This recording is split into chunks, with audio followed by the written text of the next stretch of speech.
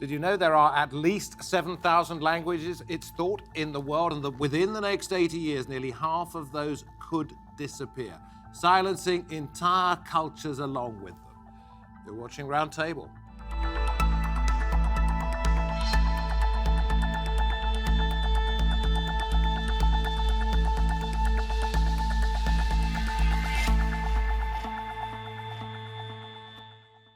And a very warm welcome from me, David Foster. Campidonesi, Erzia, Limbu, Lalo. Ever heard of them? Quite possibly you haven't, because according to UNESCO, these are endangered languages, and there are many, many others.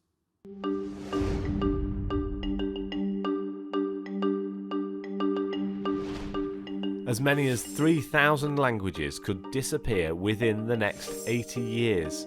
According to experts, some endangered languages vanish in a moment with the death of a sole surviving speaker, while others are gradually lost in bilingual cultures with dominant languages taking over in schools, society and on TV. According to UNESCO, some of these endangered languages include Patamona from Brazil, Seneca in the US, Tavung from Thailand, the list goes on. New research has identified the 5 regions of the world where languages are disappearing most rapidly: Northern Australia, Central South America, North America's Upper Pacific Coastal Zone, Eastern Siberia, and Oklahoma and the Southwest US. All of those areas are occupied by Aboriginal people speaking diverse languages, but their numbers are decreasing. With languages around the world rapidly ceasing to exist, how can we save them from dying? And is it worth the effort? And I welcome to the Roundtable David Nathan, a linguist who's dedicated his career to saving endangered languages. Colin West here too, Gaelic speaker who runs the Gaelic in London website. In the United States, Carrie Gillon, co-host of the Vocal Fries podcast, which talks about language discrimination, and Daniel Borge Udell, co-founder of Wikitongues, which works with countless languages across the globe. Experts, each one of you, thank you very much indeed. David, I'm going to start with you because your story begins on this journey of yours with Aborigines in your native Australia. What led you to this point? I was led to this point from a different perspective, actually working in remote Australia, about as remote, or nearly as remote as my current location, actually, but right smack bang in the centre of Australia, in a place called Docker River, where I worked as a tradesman when I was a young man, and I was so struck by the vigour of the culture, but by the misinformation that I had been fed in my education, my country's general portrayal of Aboriginal people, and was much inspired by starting to learn some of the language there, a language called Pidginjara, a Western desert language of Australia. And so I thought I'd better go to university and find out what was going on. And you set up a scheme at SOAS, the Oriental and African Studies in London, and helped set it up. I wonder if that language is thriving now. Pidginjara, that language and its Western Desert language cousins is actually one of the dozen or so reasonably thriving languages that are left in Australia now. Okay, well, let's go to Daniel and then to Carrie and say, so you can save a language. Daniel, you first. Absolutely, you can. As long as the culture that a language carries persists, a language can be revitalized, it can be reawakened. The first known instance of language revitalization was perhaps Hebrew, when in the 1800s, amid a tide of rising anti-Semitism, Jewish communities looked to their ancestral language, Hebrew, as a means of cultural revival. And over the past 30 years, there's been a groundswell of language activism, whether it's Cornish in the UK, Tunica, an indigenous language of Louisiana in the United States, or many, many others. Communities around the world are working to reclaim ancestral languages and rebuild their cultures. You see, the thing is, I've got a little knowledge of Cornish, or at least the way that it's taught, because I did a few programs on it. I worked in that area. And the fact is that they are sort of almost like book clubs. These are not people who use the language on a daily basis. They all get together and talk about it and talk in that language because they like it. It's not widespread. That's the difficulty, isn't it? The difficulty is certainly clearing space in the public sphere to use your language on a daily basis. But what's important when a language is being revitalized is that it's revitalized in a way that's meaningful to the community, that helps bind that community together and keep that culture alive. So for culturally displaced communities who have been kind of marginalized by a more dominant culture and language, finding a context to use their language on a daily basis can be a challenge. But we certainly shouldn't think of languages that haven't totally been normalized as a language of everyday use as not meaningfully revitalized, because at the end of the day, language sustainability is a generational process, an intergenerational process. And for languages that are in that process right now, the early stages of that process, like Cornish or Tunica or many, many others, they're just working on it. Okay, let's hear some words of an endangered language. Colin, you're sitting next to me. You run the Gaelic Society here in London. Welcome to Roundtable. Wel, gaan we holigje vi jo and you, agus she and you mochir tourist an telly. And I hope that was just as well meant as what I said to you. Polite, mogal. But the point is, learning an endangered language isn't really that much use, is it? Well, it depends whether you mean practical use or cultural use. In Scotland, Gaelic is culturally extremely important. And I should always call it Gaelic, not Gaelic? Gaelic or Gaelic, I don't mind. But the Gaels invented Scotland. They were called the Scotti by the Romans. That's where the name of the country comes from. And it's from the Gaels and from Gaelic one gets most of the cultural signs traditionally associated with Scotland: whiskey, bagpipes, the kilt, and all of that. So ultimately, although Scotland almost seems monoculturally English, if you scratch the surface, you'll find a lot of Gaelic underneath in place names, in personal names, in songs and in poetry. And all of that is very worth learning, in my view, if you are interested in Scottish culture or if you have a connection with it. Because one of the points you made to our producers was that if you lose Gaelic, let's call it that for this moment, if you lose Gaelic, you lose Scottish identity. I think you lose a big part of Scottish identity, yes. A Scotland without a Gaelic, I think, would be much reduced in the same way as a Wales without Welsh or an Ireland without Irish. They would, in a sense, lose an important part of what makes them distinctive. Okay, I'm going to go to Carrie now, and then it's open to anybody who wants to say anything at any time. You see, I'm wondering whether it's easier not to keep a language alive, because we live in a fast-moving world, and you've really got to make a big effort, particularly if you're not brought up with it as your first language. It's a difficult job, isn't it? Yes, of course, it's very difficult. But it's also very important to the people whose community has a different language than the dominant language. So I come from an English dominant community. It was very hard for me to learn another language because there's no connection to it culturally. But for many people, the culture is extremely important, and so the effort is worth it. In fact, it's often more difficult in some sense not to even try. And you go through a number of languages in the list that I was given, but Squamish, I think, is the top one. Tell us about that. So Squamish is a Salish language, which is a group of about 22 languages spoken. The language family is spoken in Oregon, Washington State, and British Columbia. And Squamish is spoken in North Vancouver to Squamish, which is another small town near Whistler. And it's very endangered, and it always, the whole time that I've been working on it, it's been extremely endangered. But it's a very important language to the Squamish people, or Squamish as it is known to them. Yeah, it's a really interesting, very different language from English. I had to rework my brain to understand the way that they encode things in the language is very different than the way that we encode things in English. Okay, I guess that was the doorbell rather than somebody talking in a different language.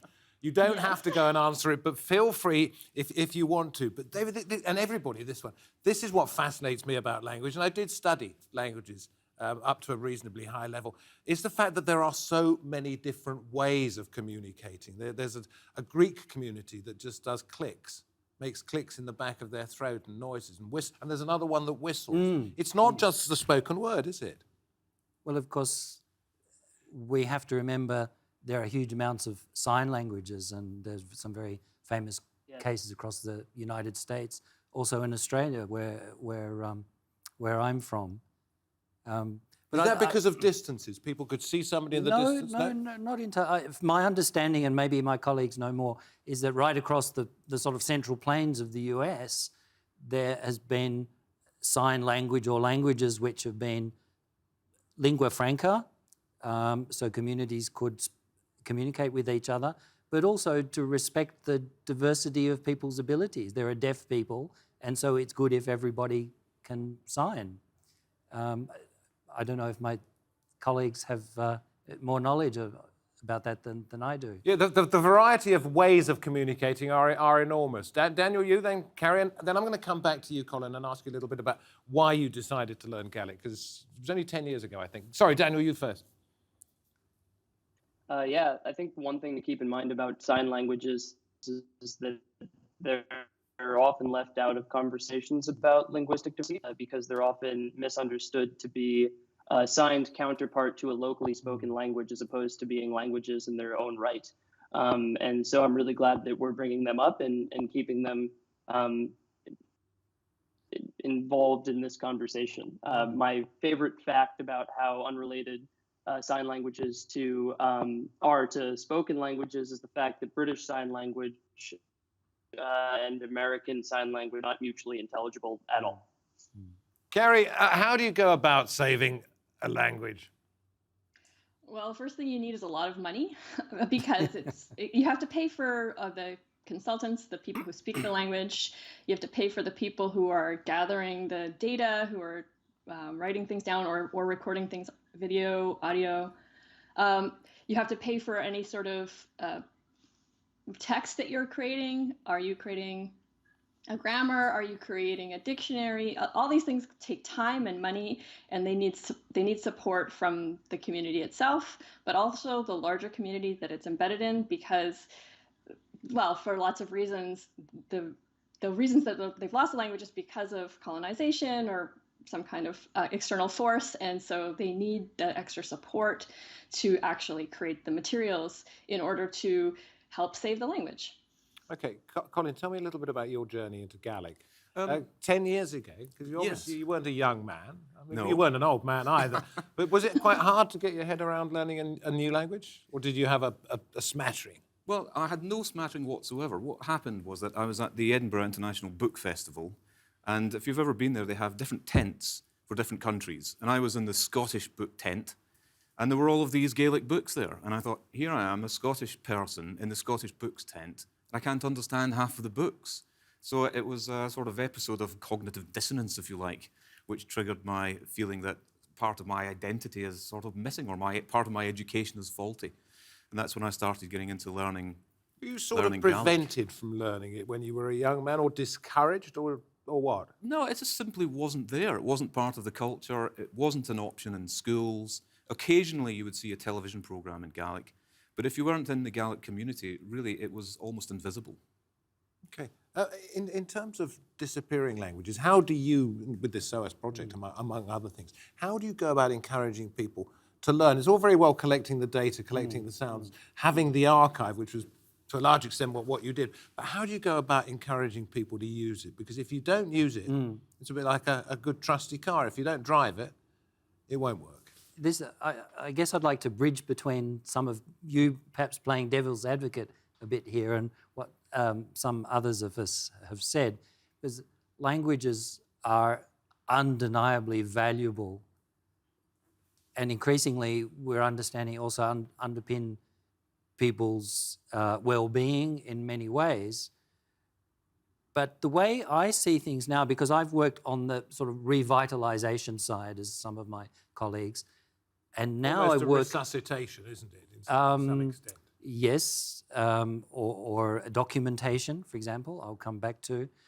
I'm working now with a very traditional community, although I like to use the term classical or high continuity rather than say traditional, because there's nothing old-fashioned about it. And the language doesn't need revitalising. It doesn't need to be awoken, which is the term that a lot of us are using now. What it actually needs is for the colonising language, the invading language, the dominant language to actually step out of the way. But that's not going to happen, is it, though? Let's say in Australia, I assume you're talking about English.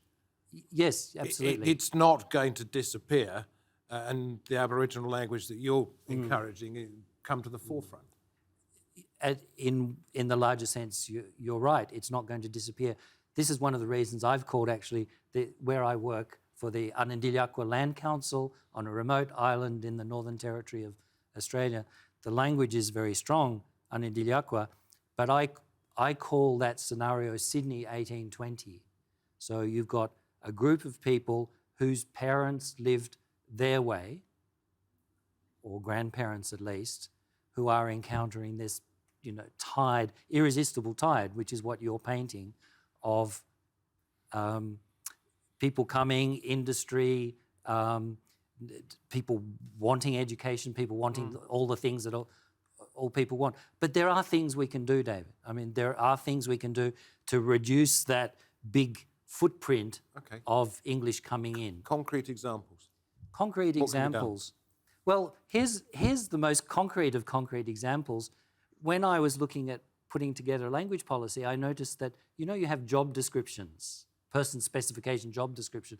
There was nothing in the job descriptions for the externally recruited staff, like myself, for example, that said ability to communicate in Anandiyakwa would be an advantage. And there couldn't be any better advantage. So they need to understand it. Other people need to understand the reasons why. Yes. And is that, Daniel, is that why Wikitongues was started, to spread the word? In a way, yes. It was started to educate the general public about the scope and scale of language diversity in 2019.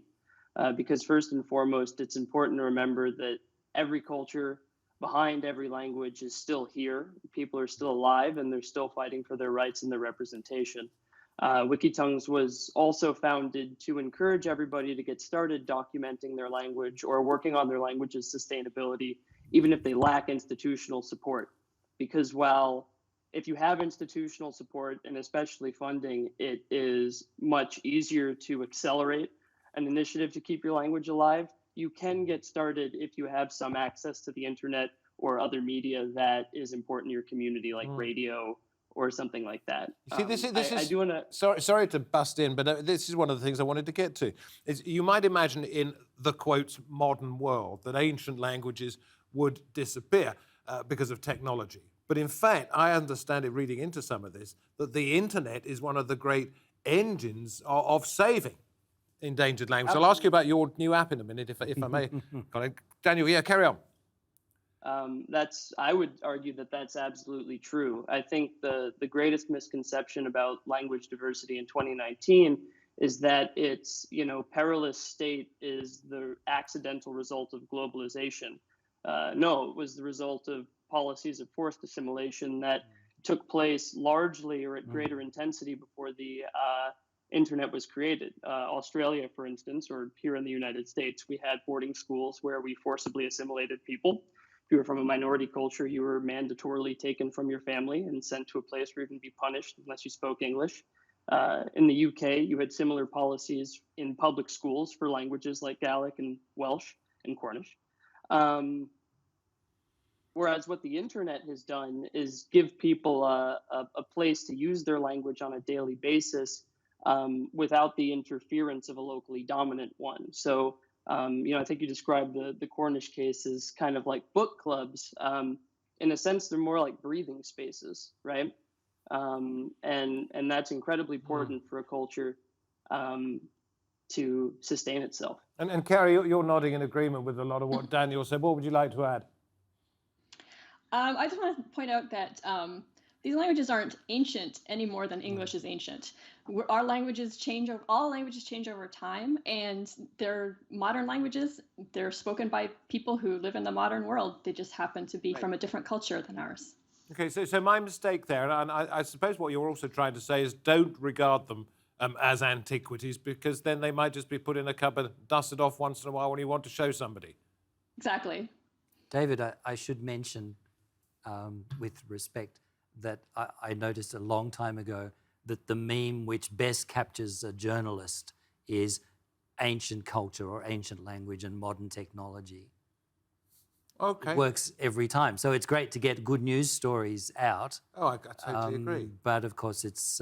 This is a different matter, but I not also really agree when true. people say there aren't enough good news stories on the news. I also counter that by saying if it were newsworthy and it was good, then that would be because it was unusual. So I suppose the fact that there aren't so many good news stories on means it's still happening out there in the world, that it is being good. Diversion over. What about the Gaelic app or the Gaelic app? Well, that's right. The biggest language learning app on the internet is called Duolingo. I don't represent them by any means, but they're a well-known app. I think they have about 300 million users in total for different languages, and it seems to be very effective. Duolingo. Duolingo. And on the 30th of November this year, which is St Andrew's Day, the patron saint of Scotland, they launched Scottish Gaelic as a language on Duolingo. And that's just 2 weeks ago, and in the space of those 2 weeks, they now have 100,000 users. Now, there are only 60,000 Gaelic speakers. So we now have nearly half as much again people learning the language. And that is obviously fantastic news for Gaelic, and it shows what technology can achieve. One of the problems for Gaelic learners has always been, well, even if you can reach fluency, who are you going to talk to unless you're living on the Isle of Lewis? But now with the internet and with Twitter, you can chat away in Gaelic all day, You wherever can write you are. it as well, can you? Yes. Yeah. Yeah. Difficult language to learn? It is a difficult language. I think no language is any more difficult to another. Languages are more different to one another. And Gaelic is actually very different to English. It's more different to English than German or French or Danish or Spanish. It's very different to Its English. roots are Breton, is it? It is a Celtic language. Yeah. So yes, it's similar to Irish and to Welsh. But just to give you an example, in Gaelic, there's no word for yes or no. There's no word for to have. No verbs have a present tense apart from the verb to be. And a regular feature of Gaelic grammar is that the initial consonant of the word changes in certain situations. So for an English speaker, all of that is just completely bizarre and very different. Okay, so it sort of works to my advantage here. If I were to ask you as a journalist whether you wanted Scottish independence, and I would like you to answer in Gaelic yes or no. It's not possible to You do would, it. there we go. So fascinating. Hey, listen, Daniel, what do you see as the next step in this? I mean, obviously, chatting about it on a program like this is fabulous. We get the word out there. There's a list that is page after page after page after page of languages that are slightly endangered, from sort of just a couple of million people down to 10 and then even 0. You've got to accept that some languages are gone forever. No. As long as the people persist, the language can be brought back, even if it goes dormant, which is to say the last native speaker dies. The next step in all this, I think, is for everybody listening to think about their ancestral language and the ancestral language of the place where they live. What I mean by that is about half the global population has one of 8 languages as a mother tongue, but most of us, if we go back a couple generations, probably are assimilated due to the policies in the 18 and 1900s that I mentioned earlier. And thinking about reclaiming your ancestral language normalizes a multilingual world, which makes it much easier for people who are trying to keep their languages alive to do their work proudly and without the kind of invasive scrutiny of majority language speakers asking them what they're doing. And for people who live in a place where there is a marginalized language, I think it's important to study it and to start trying to learn it, right? So like if you live in Scotland, consider studying Gaelic, even if your roots are not necessarily that, right? If you live in New Zealand, study Maori. Now, there are some exceptions to this because some communities consider their language to be a kind of sacred thing that they don't want outsiders to learn. But more times than not, you studying the ancestral language of where you live is an important first step to approaching living there inclusively. And I'm going to come back to the studio. Carrie, thank you very much indeed. Good luck with the Squamish project and all the others that you're working on. A goodbye from you and a happy 2020. Well, a Colin, traditional way to round off any Gaelic meeting would be one for the road, which is a Jochen Dorish, and then bye for now, Martin Leven Drasta. What about Slangy? Slange is cheers. So it's a sort of, a good luck for the next... That's more for the beginning of the evening than the end, I would have thought. Do we have time for me to finish with mentioning one of the words I've learned from Just my one, very colleagues? quickly. Okay. I've got This to is think the word about it. angwarba, which I asked for a word for water in Anandiliakwa, this language of this little island, and I was told it's the fresh water that lives under the sea. I'm trying to get my head around that. We spent a lot of time talking about it. I ended up getting basically a geology lesson that related to sea levels thousands of years ago between Australia and Papua New Guinea from my senior Aboriginal colleagues for whom that knowledge is totally It's clear. embedded in their culture. Absolutely, embedded in their culture and embedded in their language. And it also means when there's a drought, they know where to go out into the sea to collect fresh water. Thank you. Thank you very much indeed, each and every one of you. I did look up a little bit of Cornish. When I went to my one Cornish lesson, I didn't remember this, but goodbye, thank you. Thou Willis Scon. From me, David Foster, and from my guests, thank you very much for watching. See you next time, I hope. Goodbye.